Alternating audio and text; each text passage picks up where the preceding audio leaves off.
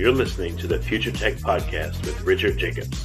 Future technologies such as artificial intelligence, stem cells, 3D printing, gene editing, Bitcoin, blockchain, the microbiome, quantum computing, virtual reality, and exploring space are much closer than you might think.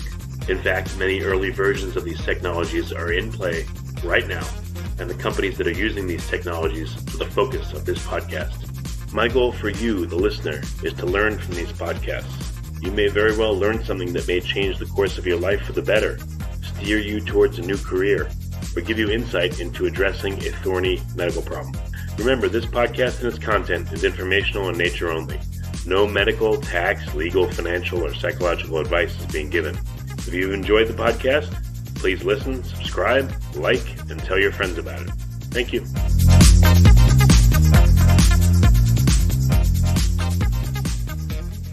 Hello, this is Richard Jacobs with the Future Tech and Future Tech Health podcast.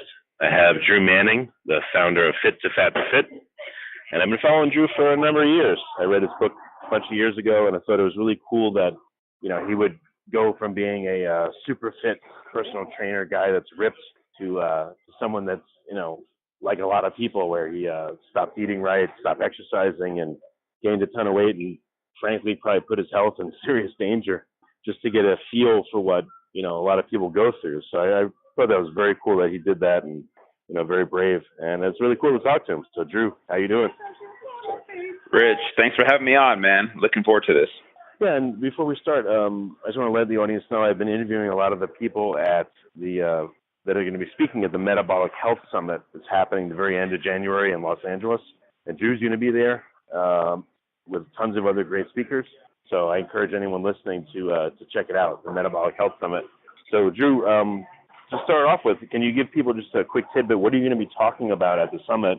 And then I want to go into other aspects of what you do. Yeah, so, for the most part, the Metabolic Health Summit, which I'm really excited about, which, by the way, is in California, for anyone listening that is interested in it, just go to metabolichealthsummit.com to check it out.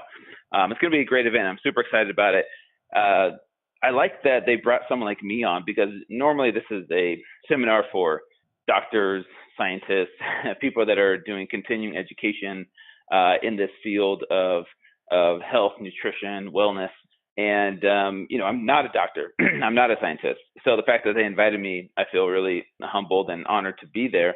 But I think it's good because it's bringing people with different demographics that are in the same industry, learn from experts, but then I'll be speaking specifically on more so the mental and emotional side of transformation with a ketogenic approach, right? So I'm a big fan of keto. I've been doing it for a few years now. I've been on the Dr. Oz show, transformed thousands of people's lives through the keto diet. But, my approach is different than someone like, say, Dr. Dominic D'Agostino, right? who's a scientist who does clinical studies and things like that. But I want to bring in the mental and emotional aspect of transformation of health and fitness that is overlooked a lot of times in the health and fitness industry. And it all stems back from my Fit2 journey, where I learned, just how wrong I was with my approach to trying to transform people, right? I could give someone the best meal plans. I could give them the best workouts. I could give them, the best meal prep tips and hacks to optimize their brain and their body from a physical perspective. But none of that matters unless that person knows how to overcome their own mental and emotional challenges. And so that's what I hope to bring to the game. That's what I hope to bring to the fitness industry, is to help people more so on the mental and emotional side, which is where I think most people struggle, right? Staying consistent, living a healthy lifestyle. Well, great. Can you talk about, in case people don't know, tell us about the Fit2 journey. What was like a skeleton, a sketch of it? Yeah, so this is something I did back in 2011, 2012, where I had this idea to get fat on purpose. And I know that sounds ridiculous and crazy. Why would someone do that, right? I grew up in a family of 11 brothers and sisters, and we all played sports. I played football and wrestling from a very young age. And so for me, I never once struggled with my weight. And then in 2009, I became a personal trainer. And then here I was, someone who had never struggled with their weight, trying to help people who had struggled with their weight their whole life. And I thought it was easy. It's super simple. Here's the meal plans. You follow the meal plans. You eat the healthy food. You go to the gym. You do the workouts. And then, boom, you see results if you stay consistent with it. But then I would get frustrated all the time because they would tell me, Drew, I'm trying to stay consistent, but I messed up. I didn't go to the gym and get the workout in because I was sore. I was tired. I was stressed. Or, I cheated on my meal plan and I had cereal or soda or cakes or cookies or whatever. And I'm like, why don't you just do it? It's not that hard. Just put the soda down, put the junk food down, and just do it. And that was my mentality. I had a very black and white mentality. And so I had this idea of, it just kind of came to my mind. It was like a light bulb moment where I'm like, hey, what if I do this? It was crazy and ridiculous. And I decided to run with it. So for 6 months, I decided to stop exercising. So that was the idea. And I could eat whatever I wanted to, an unrestricted diet. And I try to focus on mostly typical American foods, right? We've all seen Morgan Spurlock and Super Size Me. We all know fast food is unhealthy for us. What I want to do is focus on everyday American foods that we grew up on in the 70s and 80s, eating lots of highly processed, cheap, affordable, convenient foods that taste really, really good, that are marketed to us sometimes as healthy foods. And so I focused on those foods for 6 months, ended up getting 75 pounds. That's insane. And it was. And it was one of the most humbling things, one of the most hardest things I've ever done. And then the next 6 months is where I had to walk the walk and lose the weight. And that's why it's called Fit to Fat to Fit. So that's the nutshell version of it. Did you look at blood markers? Did you have periodic blood work done throughout the journey? I did. I had a doctor monitor me on a monthly basis that drew my blood. I had Dr. Oz monitor my blood work as well. And it was crazy how quickly your body can change. For 31 years of my life, I was, somewhat fit and healthy growing up. And then in just 6 months time, to see how quickly your health can decline when you live a sedentary lifestyle was really scary. It didn't matter how long I had been in shape for. It didn't matter how long I had been healthy for. In just 6 months of letting myself go, things got really scary really quickly. What are some examples, maybe some markers that frightened you, or the doctor said, hey, you better watch out? Yeah, some of the numbers that pop out were my blood pressure got up to 167 over 113. And we all know that 120 over 80 is normal. On average? Yeah, 167 over 113. So that got really scary really quickly. My doctor also did a sonogram of my liver, and I developed a non-alcoholic fatty liver in just 6 months time. I wasn't drinking alcohol during this experiment. It was mostly just soda and these processed carbs, but the same type of damage can be done to your organs, like your liver, in a short period of time by eating these foods and living a sedentary lifestyle. My testosterone dropped to the low 200s, which if you're a 31-year-old male and you have low testosterone, that's not fun. It wasn't fun to go through that, but people don't realize how food affects them at the cellular level, more so than just weight loss, right? It affects their hormones, right? It affects their sleep. And so it's this vicious cycle that people go down when they live a sedentary lifestyle eating these processed foods. And so, yes, I gained a ton of weight, a ton of fat, but that's not the biggest thing. The biggest thing was how quickly my health declined.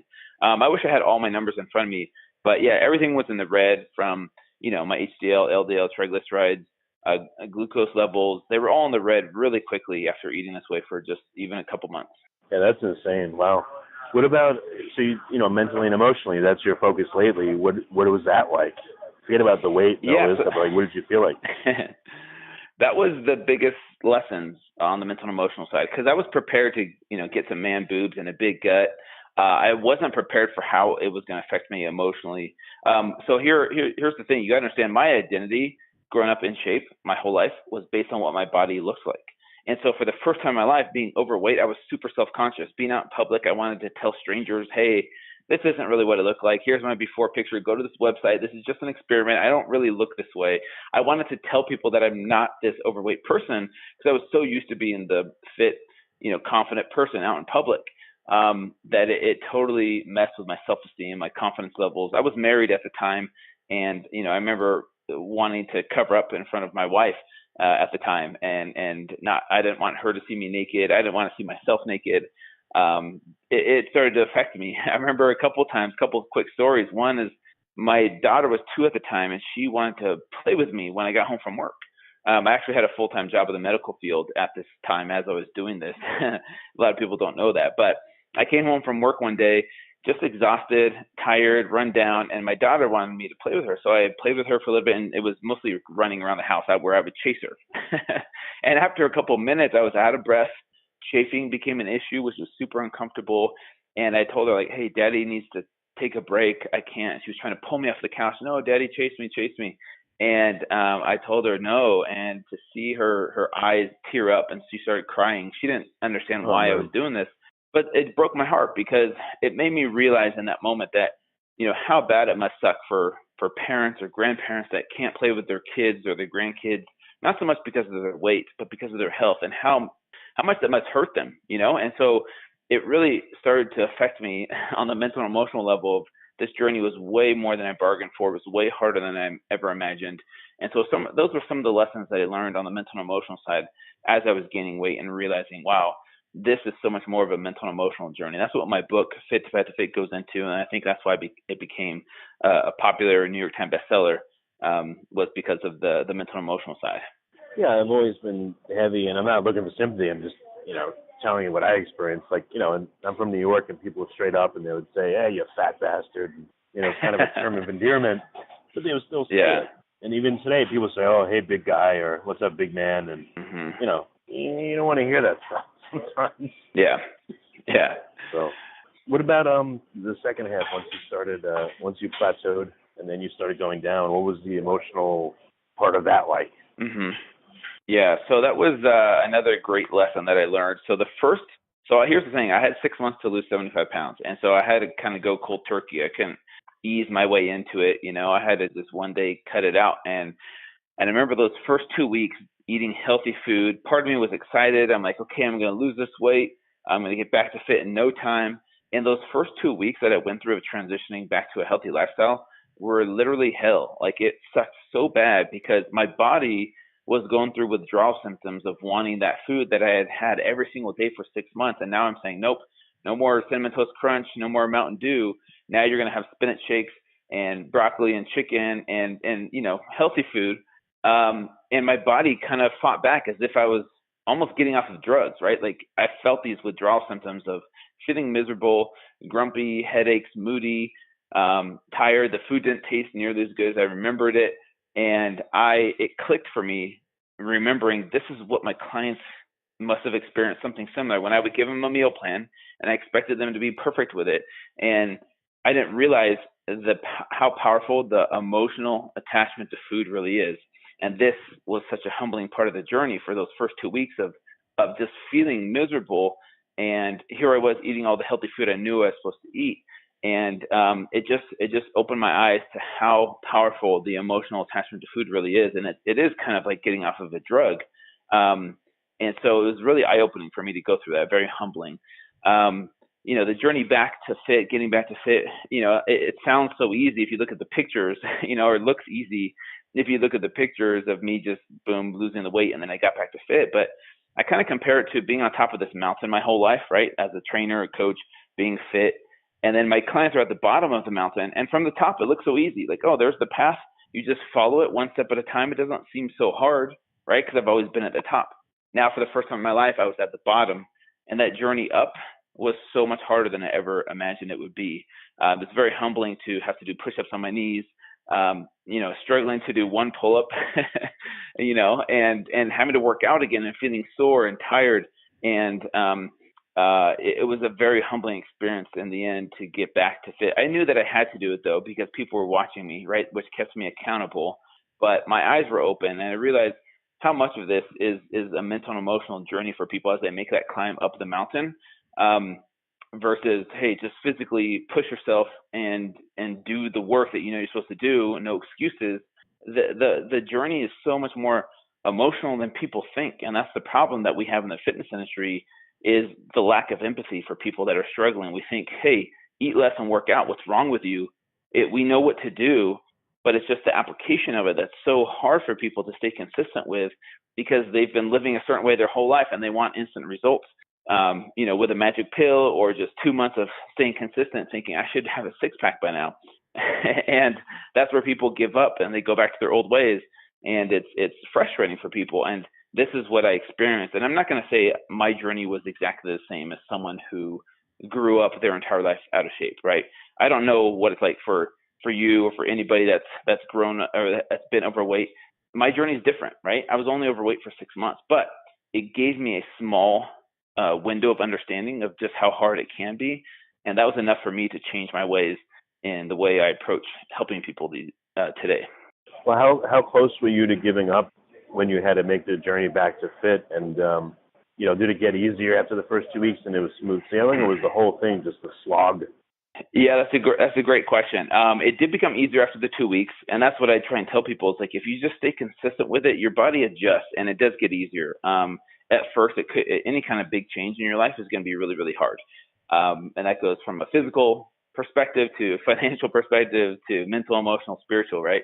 It's going to be hard at first. But it did get easier for me. But, there were times where I did want to quit or give up. There was moments where I didn't want to go to the gym because it was cold outside and I was tired and exhausted. And I'm like, you know what? No one's really going to know if I just hide this. But the accountability here's the reason that I kept going and pushed through it was because there was thousands of people from all across the world doing this journey with me. And that's the way I set it up. When I lost the weight, I announced on social media, my website, YouTube, saying, hey guys, I have 75 pounds to lose in 6 months. Here's how I'm going to do it. If you want to follow me for free, you can see exactly what I do every single day for 6 months to see how I do it, to show you that I'm not starving myself. I'm not working out 3 times a day. It's not some kind of, crazy routine that I have that is unsustainable for your average person. I wanted to show people that this was a lifestyle change. And so knowing that there were people emailing me every day like, Drew, I love the meal plans today. I love the workouts. Let's get after it today. I knew there was people counting on me. And if they could do it, I could do it too. How many people actually did it with you and lost weight, or did there's lots? Oh man, I don't think there's any way to count. But after it was over, after I lost the weight, hundreds of emails with transformation stories and thank you notes on social media. It's hard to know exactly how many people did it with me, but there was a ton of people from all over the world, and that's what kept me going. And seeing their transformations at the end of it was worth it, because these people weren't overweight for just 6 months, right? This wasn't just a little experiment they were doing. This was something that they did, and they were probably more applicable or more relatable to your average person out there than me and my journey. But it was me doing this that I guess started the motivation or the inspiration to make that change. And so that's what was inspiring to me, and that's what kept me going. How much harder do you think it would be for someone that's been overweight for 10 or 20 years to make the journey to fit? Is it about the same or much harder or no? No, it's going to be way harder, right? From a mental and emotional perspective. Let's say someone grew up their entire life out of shape. They never once learned about healthy versus non-healthy foods. They just ate the food that was in front of them. They didn't really care about what they looked like and exercise and stuff like that. And then all of a sudden, after 30, 40 years of that, they're like, okay, I'm going to make a change. Starting January 1st, I'm going to do this with Drew. And, I'm never eating sugar again. I'm never touching soda again. The emotional battle that goes on, that people try and willpower their way through these types of lifestyle changes. And so it would be way harder for someone that, had never exercised a day in their life compared to me. So I want to make sure people understand that is each person's individual journey is individual, and it can't be compared to mine or someone else's, because no one has had those experiences that single person has had. And so of course it's going to be a lot harder. One, the knowledge, the discipline, the muscle memory. For me, I had all of that, right? And so for me, my journey would be a lot easier than someone that, had never worked out a day in their life. Yeah, and you also did this at the age of 31, right? Yeah, 31 versus 51 or 61. Although I did, one of my most amazing transformations was a 60-year-old lady from Idaho, a widow that lost over 100 pounds doing my program. And I remember she would email me every single day, send her progress pictures. It was remarkable. And to see a woman in her 60s lose over 100 pounds following my journey was remarkable and so inspiring. And that's what I'm saying is, like, each person's journey is individual. If someone like that can do it, of course, maybe like a 40-year-old man could do it. But you can't compare yourself to other people, because then that's where you kind of get in trouble, because you think, oh, either I'm a failure compared to this person, or, if you compare yourself to someone that's in a worse position, you're like, at least I'm better than that person, and so you kind of just get stuck and stay where you are if you keep comparing yourself to other people. Yeah, no, I'm I'm not trying to make excuses. I'm just trying to provide a context. But, you were 31, relatively young. You had only been overweight for a very short period of time. And like you said, you had, the muscle memory, et cetera. It still took you 6 months. What's your guess? How long have you observed? Let's say someone's like 52, I don't know, and they've been overweight for 20, 30 years, and they want to lose, a lot, 70, 80 pounds. Do you think it's reasonable they would take them a year or even 2 years, or is 6 months a pretty good benchmark for people? 6 months is a good enough time to see, results, some good, decent results if you stay consistent with it. Your body is really resilient and it can heal itself. But the problem is our perception of this is I want to lose X amount of weight in this amount of time. When in reality, it's not just about weight loss. We think the goal, the end all be all is just, hey, to lose weight and then you're healthier, then you're done and you can relax a little bit. When in reality, your body is still changing on the inside, even though you might not see that number on the scale go down.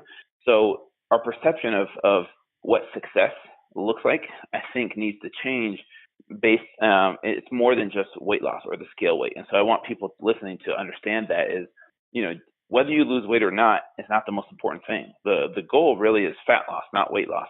And so changing your body composition, reducing your body fat percentage, maintaining or building lean muscle mass is going to take some time, right? Most people spent 20, 30, 40, 50 years gaining this weight slowly, right? Not in 6 months. I kind of did it in a shortened window.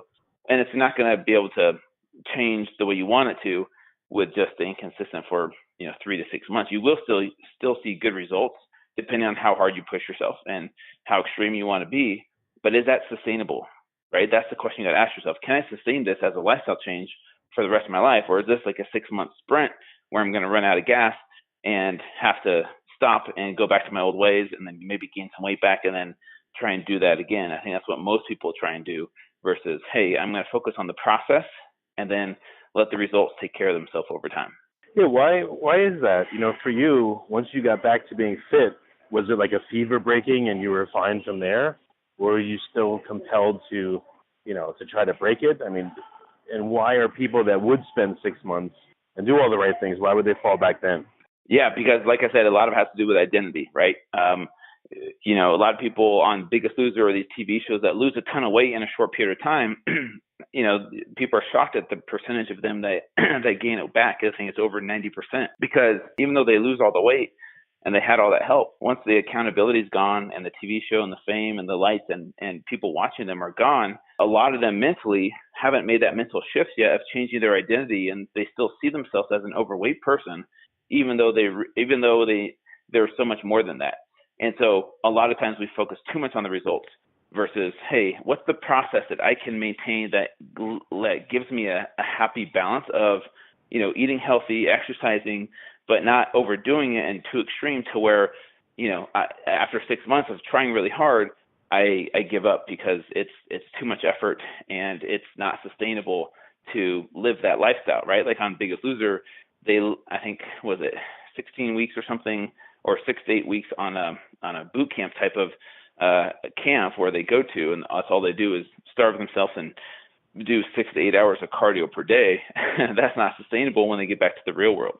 So a lot of it has to do with their mental shift, never changing, right?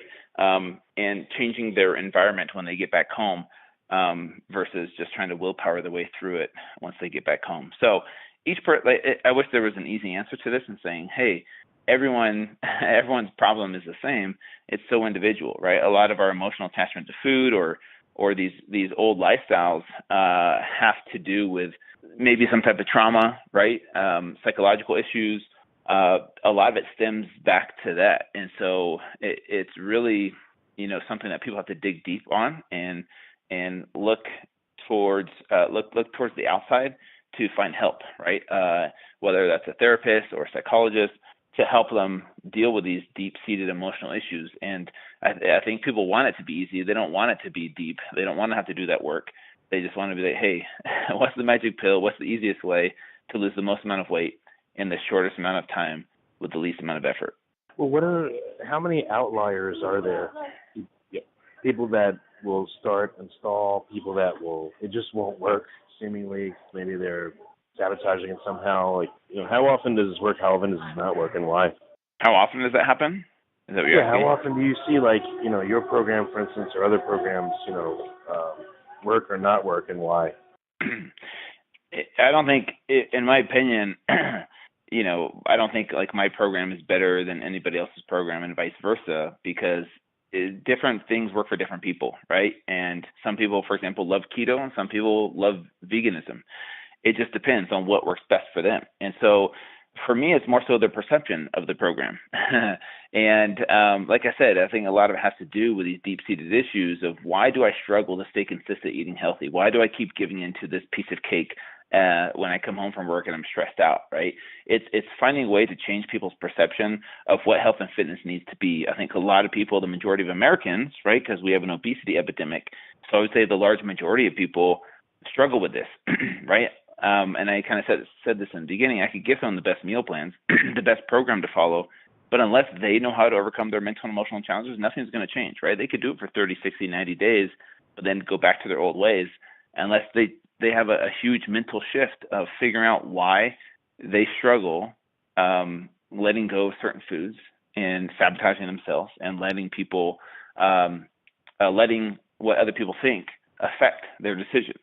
And so, this is why I'm trying to bring more awareness and more empathy to the fitness industry to help people realize that we can have the best science and the best data and all the knowledge in the world, but unless someone knows that they feel cared about on their journey, I don't think it's going to stick with them. And I love this quote, and this is something I live by: is nobody cares how much you know unless until they know how much you care.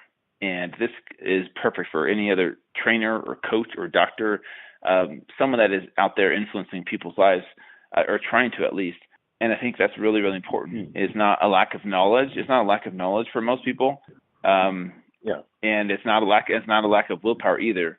It's helping people, I think, feel cared about and having some kind of empathy in their situation to help them believe that they can do this, that they're worth it to make this change for the long term, not just for 30 or 90 days. I'm talking about for the long term, for the rest of their life. And a lot of it has to do with self-worth.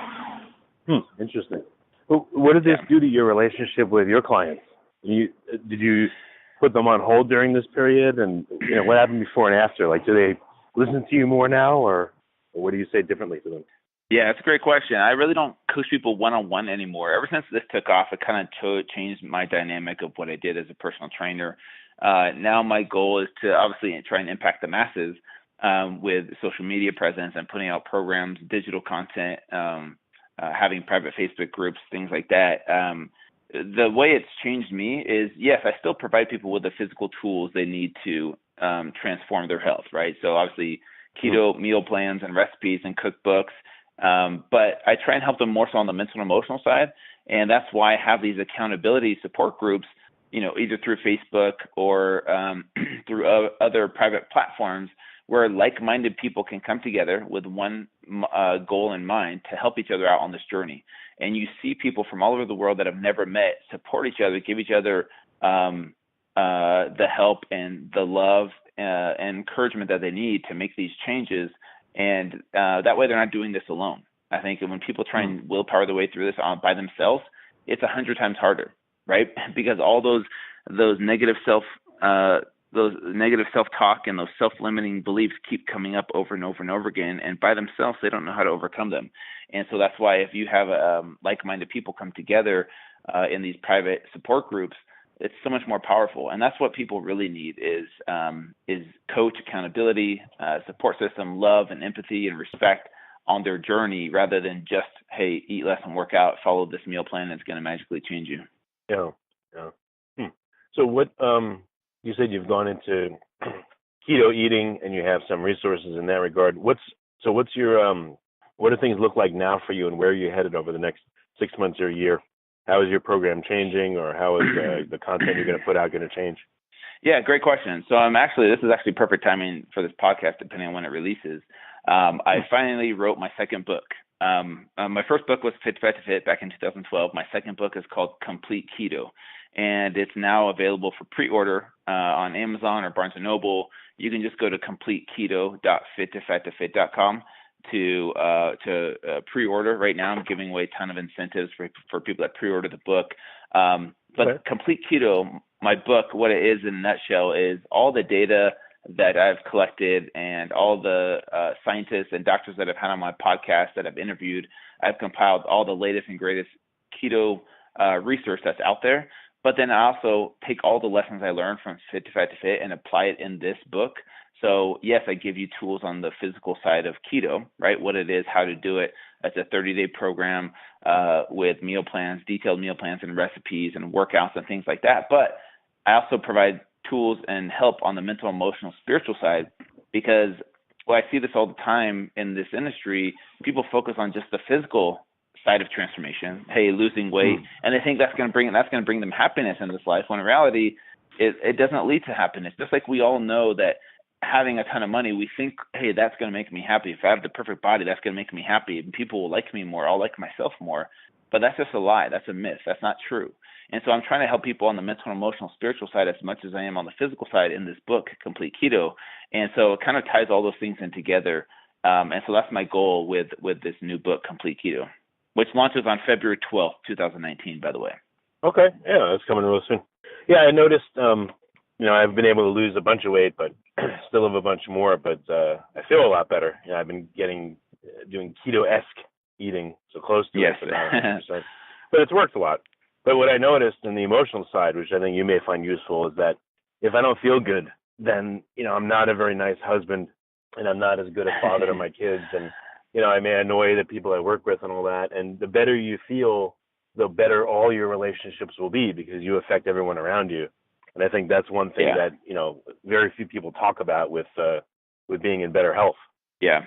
Yeah, that's great advice right there for anyone listening. And I think, it's so much more than just the weight loss journey.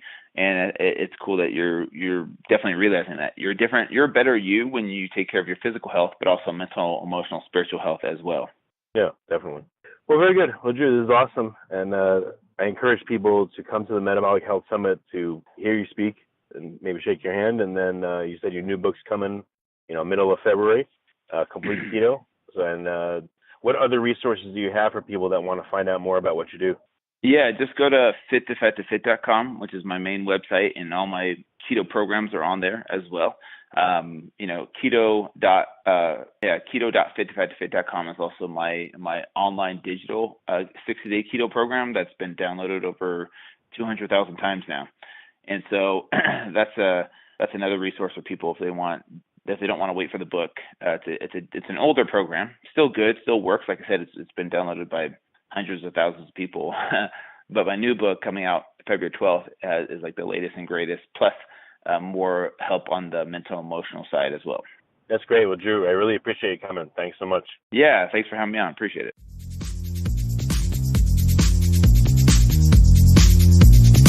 You're listening to the Future Tech Podcast with Richard Jacobs.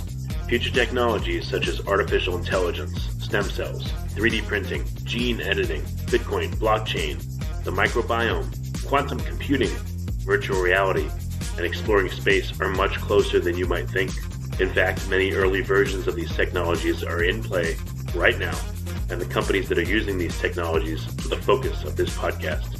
My goal for you, the listener, is to learn from these podcasts. You may very well learn something that may change the course of your life for the better, steer you towards a new career, or give you insight into addressing a thorny medical problem. Remember, this podcast and its content is informational in nature only. No medical, tax, legal, financial, or psychological advice is being given.